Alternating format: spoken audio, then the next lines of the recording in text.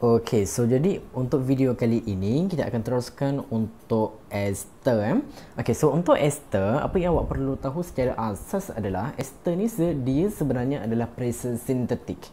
Okey, dia sebenarnya adalah pressure sintetik. Okey, apa contoh pressure sintetik? Okey, contoh untuk pressure sintetik adalah sabun, deterjen ataupun perisa makanan, contohnya esen vanila dan sebagainya. So itu merupakan contoh bagi pressure sintetik. Dan salah satu sifat bagi pressure sintetik ataupun ester ini adalah dia akan bau wangi. Okay, so that's why kalau awak nampak deterjen kan, deterjen, sabun dan sebagainya, kalau awak bau dia akan bau wangi. Okay, so yang seterusnya kita akan pergi dari segi macam mana terhasilnya ester. Okey, proses penghasilan ester akan berlaku apabila alkohol, apabila alkohol ditindakbalaskan dengan karboksilik asid. Okey, so alkohol ditindakbalaskan dengan karboksilik asid, maka akan terhasilnya ester dan juga air sebagai produk dia. Okey. So sekarang ni kita revise balik. Okey, sekarang ni kita revise balik. Okey.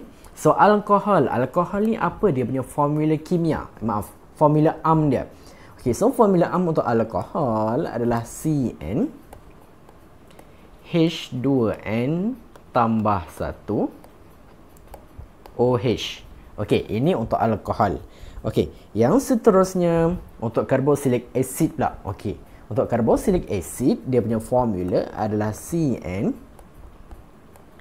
H2N tambah 1 COOH. Okay, so ini kita revise balik formula bagi both alkohol dan juga karboksilik asid. Okay, dan lagi satu perkara yang saya nak awak tahu adalah sepanjang saya mengajar ester dalam video ini, alkohol ni saya akan namakan dia sebagai AC. Okey, alkohol saya akan namakan dia sebagai AC, meanwhile untuk karboksilik asid ataupun asid karboksilik ni saya akan namakan dia sebagai Ca. Okey, so ingat pasangan AC dan juga Ca. Okey, so sepanjang saya mengajar ester dalam video ini adalah terms yang saya akan pakai. Okey, so ini untuk pengenalan. Okey, yang seterusnya pula. Kalau awak tanya-tanya kan, kalau awak tertanya-tanya, okey dah tahu dah, nak menghasilkan ester adalah tindak balas daripada alkohol dan juga karboksilik asid. So apa nama tindak balas tersebut? Tindak balas tersebut dinamakan sebagai tindak balas pengesteran. Okey, ada makin tak yang digunakan? Ada. Makin apa? Asid sulfurik. Okey, so ini dua perkara ini yang awak perlu tahulah. Okey, di mana nama tindak balas dia adalah tindak balas pengesteran dan dia menggunakan asid sulfurik sebagai makin dia. Okey, dan dekat sini dia akan menggunakan reflux. Nah, ini sebelum saya terlupa, dia akan menggunakan reflux. Okey. Okey. So, seterusnya kita pergi dari segi penamaan dia. Okey, dari segi penamaan. Okey. Penamaan secara umum untuk ester ini kita akan ada dua step. Okey, kita akan ada dua step. Di mana step yang pertama kita akan tengok total bilangan karbon. Okey, kita akan tengok total bilangan karbon. Untuk siapa? Untuk alkohol. Okey, untuk alkohol, and then lagi satu untuk karboksilik asid. Okey. So itu yang pertama, and then yang kedua kita akan tengok nama family. Sekarang ni awak tengok ester ni hasil daripada karboksilik asid dan juga alkohol. So alkohol ni family yang pertama. Okey, and then karboksilik asid ni family yang kedua. Family pertama campur family kedua, maka kita akan dapat ester. Okey, so that's why step yang kedua ni kita kena tengok nama family. Okey, so nama family ni awak kena tengok kepada alkohol dan juga karboksilik asid. Okey, dan kalau awak tengok dekat tepi ni, okey, ini yang saya ada mention dalam video-video yang lepas. Okey, akronim dia. Okey, so mama eat papaya but papa has his orange next door. Okey, so bilangan karbon ni contoh untuk yang pertama, akronim dia mama. Okey, prefix dia ataupun nama dari segi sistem IUPAC dia adalah met. Kalau dua karbon, add. Kalau 3 karbon, dia akan jadi prop. Kalau 4, dia akan jadi boot. Kalau 5, pent. Dan seterusnya. Okay, so ini adalah akronim yang saya katakan dalam video yang lepas lah. Okay, so mama eat papaya but papa has his orange next door. Okay. So kalau awak masih tak ada idea macam mana nak hafal bilangan karbon dan sebagainya, awak boleh guna akronim ni lah.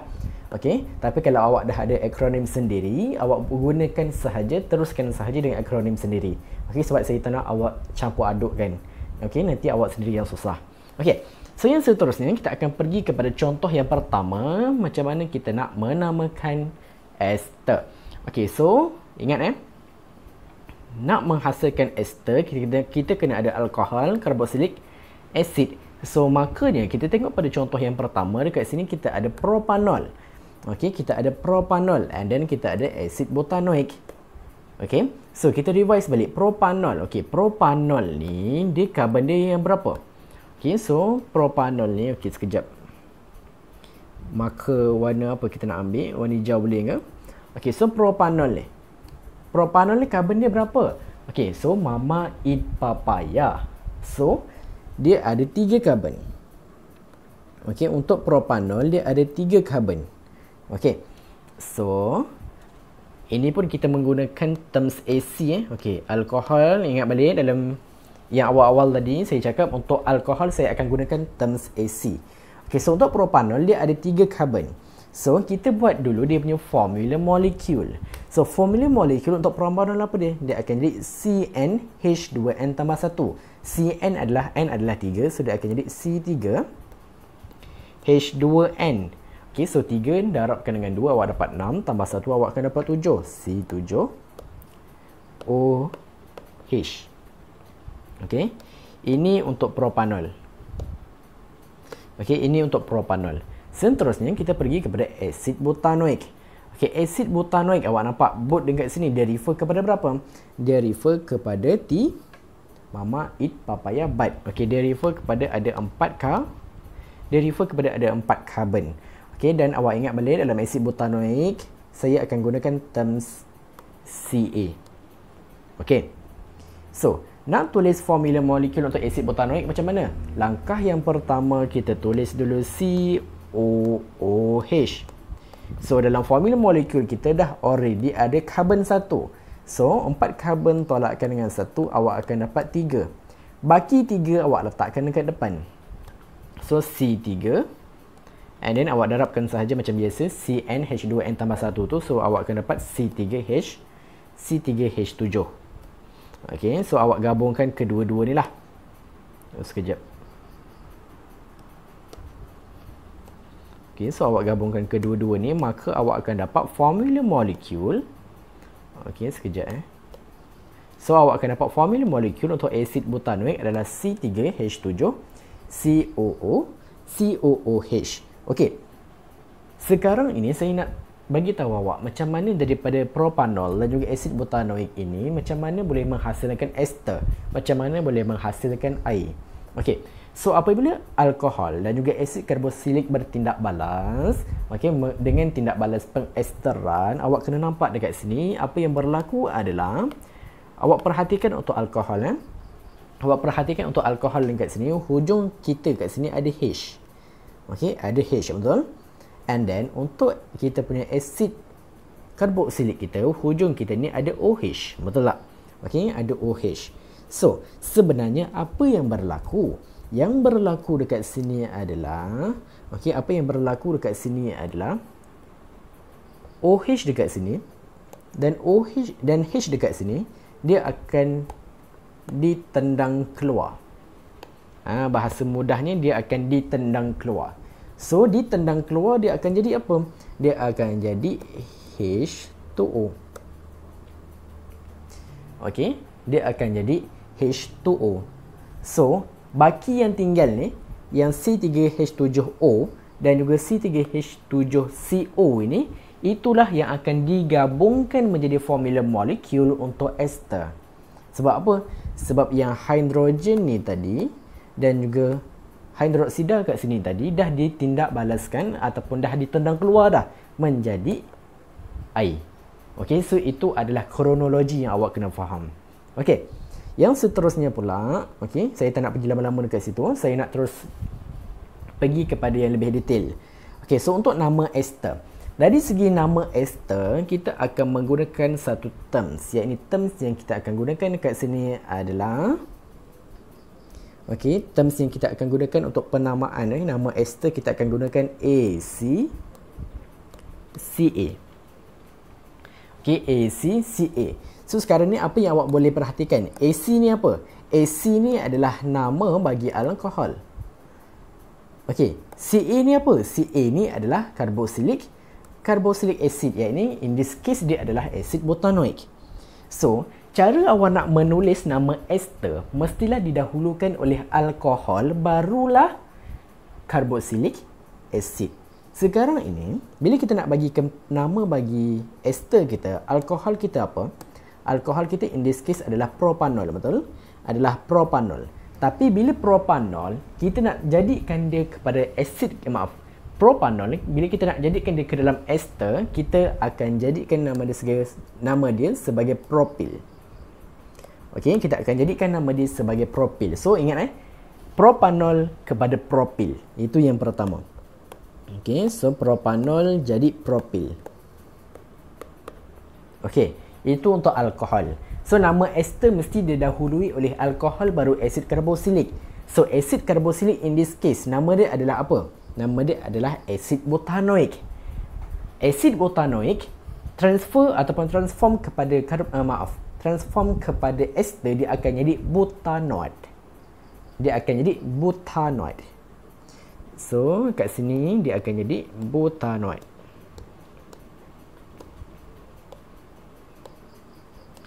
Menjadikan nama ester kita adalah propil butanoid. Dengan menggunakan terms ataupun tips dia adalah ACCA.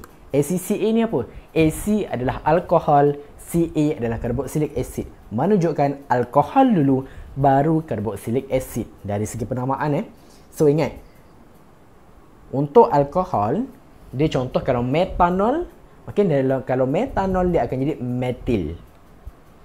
Kalau etanol dia akan jadi etil. Itu yang pertama. And then untuk carboxylic acid pula, kalau apa lagi? Kalau asid karboksilik, contoh dia metanoid, metanoic. Asid metanoic. So dia akan jadi metanoid. Dan seterusnya. So ini untuk nama ester, dah tak ada masalah lah kat situ. So, ini saya terbalik. Sepatutnya saya tulis formula molekul dulu, baru persamaan kimia seimbang. Kita pergi kepada formula molekul dulu. So untuk formula molekul, kalau untuk formula molekul, kalau untuk kalau untuk nama ester tadi kita menggunakan terms ACCA, betul? Tapi kalau untuk formula molekul dia akan terbalik pula. Formula molekul, terms yang kita akan pakai adalah CAAC. Baru masuk dekat sini kita akan maksudnya dekat sini kita akan tulis untuk formula molekul bagi asid karboksilik dulu, baru alkohol. So dia terbalik So awak kena sentiasa ingat. Nama ester ACCA, acah. Kalau formula molekul dia akan jadi CAAC, CAAC. So dia terbalik dekat situ. So sekarang ini kita tengok berdasarkan kronologi yang kita dah faham tadi.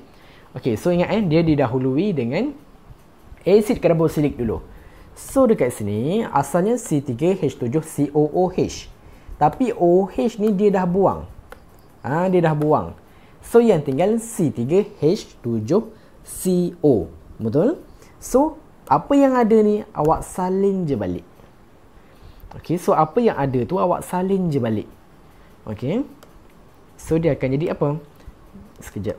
Dia akan jadi C3H7CO. Selesai untuk asid karboksilik. Kita pergi kepada alkohol pula. Kita pergi kepada alkohol pula. Sekejap. Saya ada silap sikit tadi. Sekejap Ini dari segi kronologi ni tadi saya ada silap sikit. So perhatikan balik perhatikan elok. Saya ada silap sikit tadi. Ni saya nak betulkan. So apa yang saya silap tadi adalah dekat sini dia akan jadi OH yang akan dibuang. Dekat sini H sahaja yang akan dibuang. So maksudnya untuk asid butanoik tadi yang tinggal akan jadi C3H7COO. Okey, so letakkan COO kat sini. Okey, itu saya silap so awak kena alert balik. Okey, so untuk alkohol yang tinggal adalah C3H7. So yang tinggal tu awak salin je balik. So C3H7.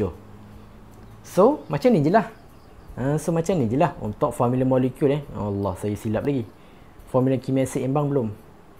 Okey, so ini untuk formula molekul. Okey, so saya harap awak clear dekat situ.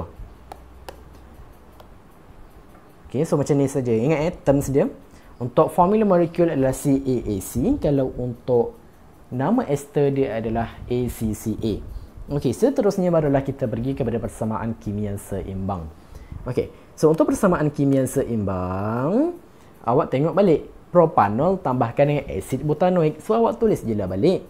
Okey, formula molekul untuk butanol. So butanol dia akan jadi C3. Betul ke? Okey, C3, saya pula lupa C3H7OH tambahkan dengan C3H7COOH menghasilkan C3H7COO and then C3H7 and then dia menghasilkan ester dan juga apa? Ester dan juga air. So air adalah H2O. So ini adalah kita punya persamaan kimia seimbang. Okey, clear So dekat sini kalau awak tanya dari segi markah kebiasaannya kalau untuk nama ester, kalau soalan subjektif dia boleh bagi 1 markah. Okey, kebiasaannya kalau persamaan kimia seimbang confirm dia bagi 2 markah. Okey, kalau formula molekul pun dia boleh bagi 1 markah. And then yang seterusnya yang mustahak adalah untuk formula structure. Untuk formula structure kalau awak betul dia boleh bagi 2 markah. So untuk formula structure macam mana kita nak buat? Formula structure dia akan menggunakan terms yang sama dengan formula molekul, di mana kita akan lukis untuk carboxylic acid dahulu, barulah untuk alkohol. Okey. So sekarang ni awak kena ingat nak melukis formula structure untuk ester, awak tengok balik kronologi kita. Okey. Ingat yang H ni dah buang tau. Yang H ni dah buang. So yang tinggal C3H7COO. So ingat balik, nak lukis formula structure untuk asid karboksilik macam mana? Kita buat C3H7 ni dulu. Okey, so kita buat C3H7. Kita buat rantaian dia dulu. Okey, so dia akan jadi kat sini ada 3. And then yang baki-baki kat tepi ni kita letakkan, kita isikan dia dengan hidrogen. Okey, kita isikan dia dengan hidrogen. Okey, ini untuk asid butanoik dulu. Okey.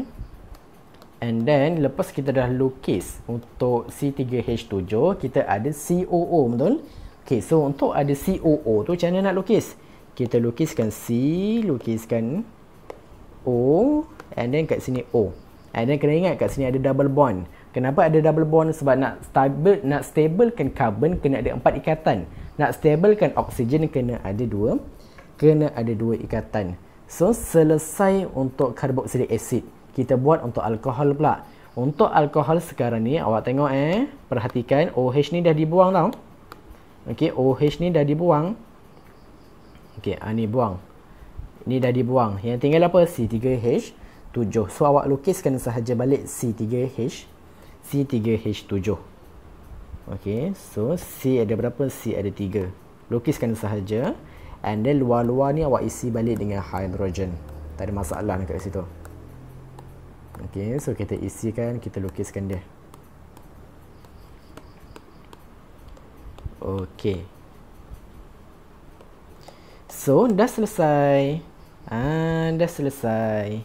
Okey, so ingat for this one Okay, for this one kita buat untuk carboxylic acid. Yang this one kita buat untuk apa? Kita buat untuk alkohol.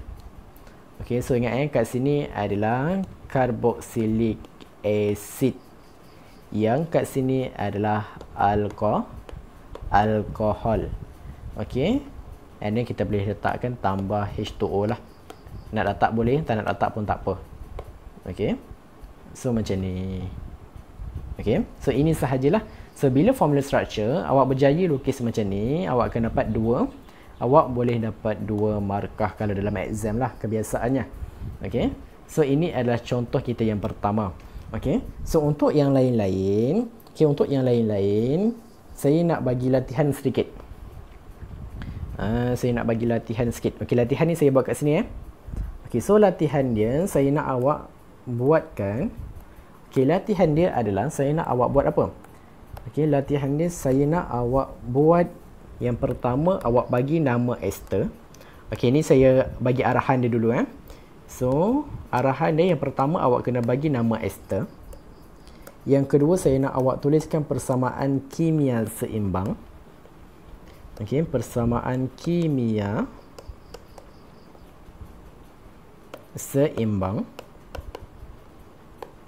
Ini untuk yang kedua.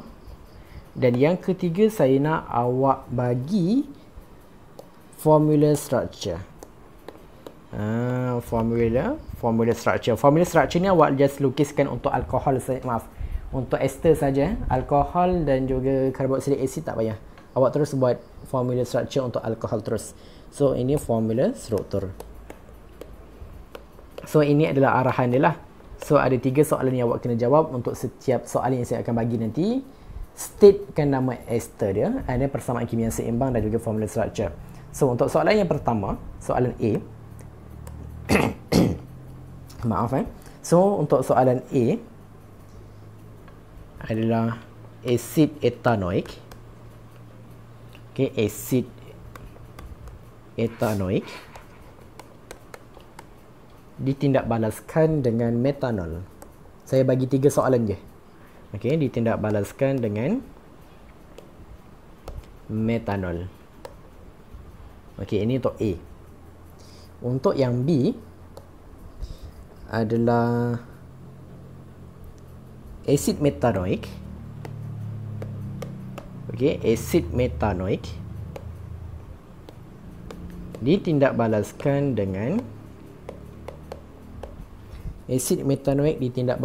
dengan butanol.